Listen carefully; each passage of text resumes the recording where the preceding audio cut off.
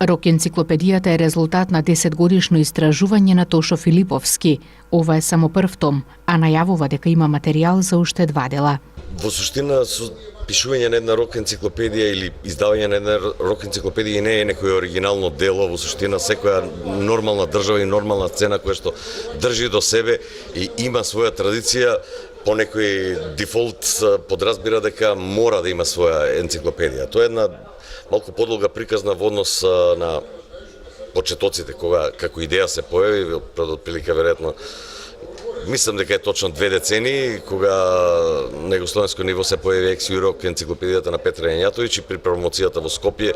онака другарски со перо, паднавме на мове дека време и Македонија, односно после таа сеопшта југословенска, секој од некогашните југословенски држави е убаво да има своја засебна енциклопедија со оглед на фактот дека има огромна традиција на создавање на и свирење на рок музика во Македонија. Сега од тие 2 децении идеја, зачеток на таа идеја од пред 2 децении, требаше веројатно едно 10 години дека се поминат некои детски болести од идеја до развивање на проект, со оглед дека се тоа пионерски чекори, не се знаеше моментот дали да се оди како тим, што е подобра работа, дали да се однапред побарат финансии за истражување, да се фрли акцентот на тоа што е исто така одлична работа, меѓутоа на крај испадна дека ништо од тоа не може да се оствари како идеја, нити некој ти дава во држава, никој не го препозна како проект, иако ова во суштина треба да биде државен проект. Секоја нормална држава да се грижи за својот културен идентитет, без разлика од која дејност доаѓа, пошто е потврда на нечии постоење, на нечија државност. Така да и ова македонска рок енциклопедија е потврда на постоењето на македонската државност и создавањето на автентична една култура. Така да тие обиди пропаднаа, па некаде пред 10 години одлучив да тргнам во приказнава сам, без средства, собствено финансирање и онолку колку што слободното време ми дозволува да ја туркам приказнава. Финишот некаде дојде можеби 4-5 години, предедно 4-5 години, кога веќе сватив, вау, имам сосема сериозен материјал во раце, да и тој материјал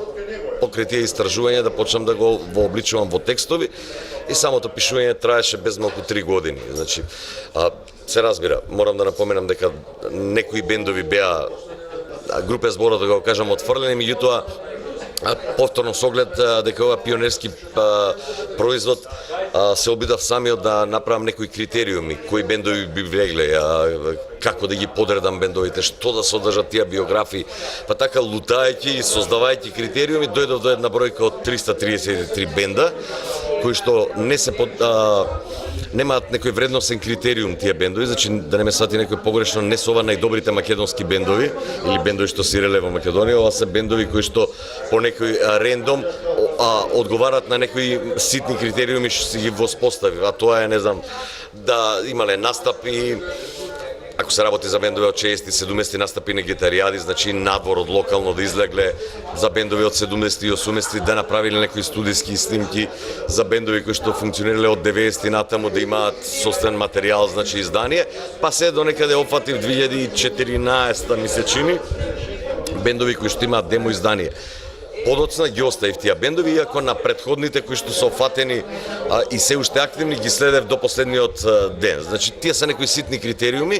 оние што во наводници ги отфрлив, ги оставив за вториот том, при крајот некаде последната година сватив дека имам голем материјал и дека е добро да се направи и втор и трет том, така да дел останаа, дел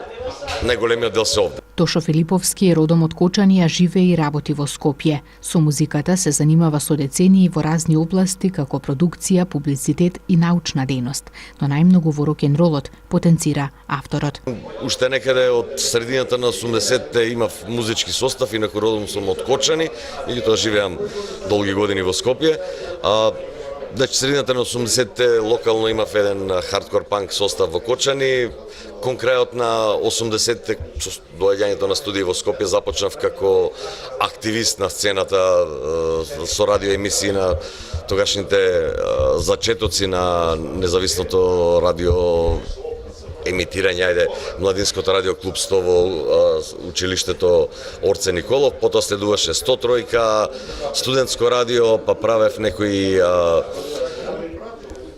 бев еден од основачите на Тротоар, потоа и на музичкото списание Град, телевизиски емисии Досие на Сител за македонската музика на Телма, сето тоа во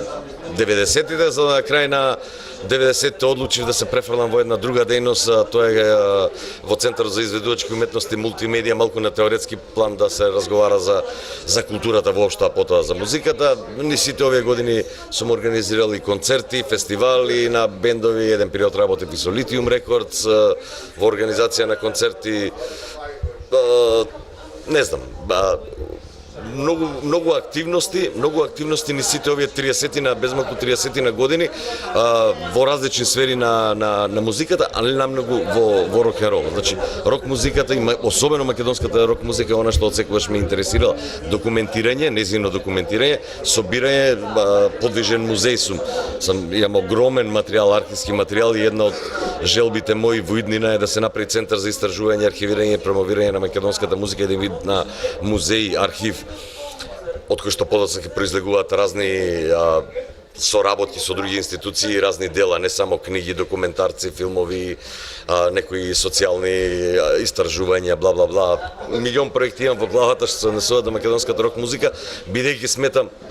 и неизмерно ја сакам, горд сум на сите тие луѓе што во овие 5,5 децении создавале, неизмерно ја сакам и сметам дека има огромно богатство. Ова е само овој том од безмалку 500 страници, прв том е само гребење по површината на македонската музичка сцена. Огромно е богатството кое што за жал се уште не е извадено на површина да го гледаме. Промоцијата беше во Мезебар Буре Барут, каде што љубителите на рок музиката ги слушаа и песните на дел од тетовските групи.